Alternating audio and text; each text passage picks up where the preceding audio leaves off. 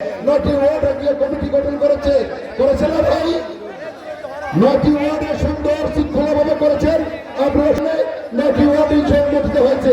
9টি ওয়ার্ডের মাধ্যমে আজকে সভাপতি সাধারণ সম্পাদক সাথে সমন্বয় করেছেন, আমাদের টিম কাজ করেছেন, এই বিলে নিয়ে আপনাদের কাছে পরামর্শ নিয়েছেন।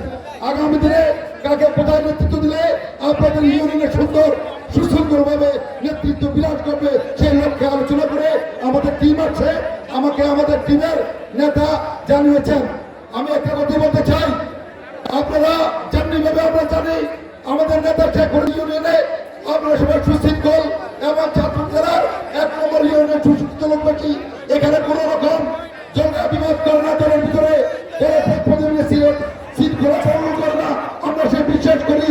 আমাদের পূর্ব আপনাদের বলিতে আজকের যিনি প্রধান বক্তৃত্ব দিয়েছেন, ক্ষমতাশীল দলের একটা পোস্ট সদস্য অথবা সম্মানিত পোস্ট আর ক্ষমতার বাহিরে একটা সভাপতি সবার মর্যাদা হয়, তার চেয়ে বেশি মর্যাদা হয় ক্ষমতাশীল দলের। আমরা আশা করি বাংলাদেশে একটা সুষ্ঠু সুন্দর নির্বাচন হলে বাংলাদেশ জাতীয় দল বিগত মাধ্যমে ক্ষমতায় যাবে, রাষ্ট্র গঠন করবে। তার আলোকে আজকে এখানে যে কমিটি হবে, যারা পদে চাচ্ছেন আমরা জানি, আমরা ঘোষণা দেই নাই যে সভাপতি কয়জন, সাধারণ সম্পাদক কয়জন, সাংগঠনিক সম্পাদক কয়জন, তবে আমরা আপনাদের মনের আশা আকাঙ্ক্ষা বুঝি কে কে পোস্ট পূর্ণ চাচ্ছেন। আমরা জেলে আমাদের নেতা শেখ মুজিবুর রহমানের সাথে আমরা ইতিমধ্যে পরামর্শ করেছি, আপনাদের সাথে পরামর্শ করেছি। আমরা একটা কমিটিতে আপনারা অন্তর্ভুক্ত হয়ে কাজ করবেন, যে যেখানে যাকে দেওয়া হবে সে সেটাই কাজ করবে, আচারিক দেওয়া হবে না। এই কমিটি মেনে কাজ করতে হবে, অন্যায় কঠোর হস্তক্ষেপ করা হবে দলীয় শৃঙ্খলা ভঙ্গের কারণে। আমি আশা করবো আপনারা কোন অবস্থায় এই দলের শৃঙ্খলা ভঙ্গ করবেন না, এটা আমার বিশ্বাস। আমি আপনাদেরকে অনুরোধ করবো, আমরা যে কমিটি দিব নতুন পুরাতন মিলিয়ে কমিটি দিব, আপনারা সংগ্রাম যারা দীর্ঘদিন রাজপথে কাজ করেছে তাদেরকে আমরা মূল্যায়ন করবো।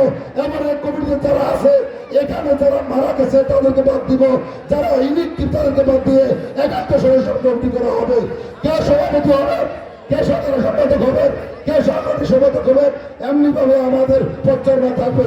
সহ সভাপতি থেকে 7 জনকে নির্ধারণ করা আছে, 5 জন করবো।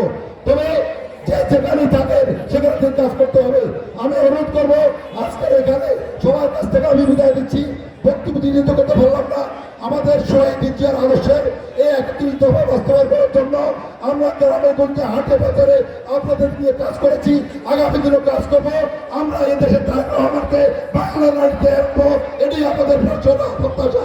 আমরা এই দেশের জনগণের ভোটের অধিকার রক্ষার জন্য আন্দোলন করেছি। আগামী দিনে ভোট হবে, সেই ভোটের মাধ্যমে আমাদের তারেক রহমান বাংলার মাটিতে আসবে, প্রধানমন্ত্রীত্ব উনি গ্রহণ করবেন আমরা বিশ্বাস করি। তাই সবাইকে ধন্যবাদ জানিয়ে আমার বক্তব্য শেষ করছি।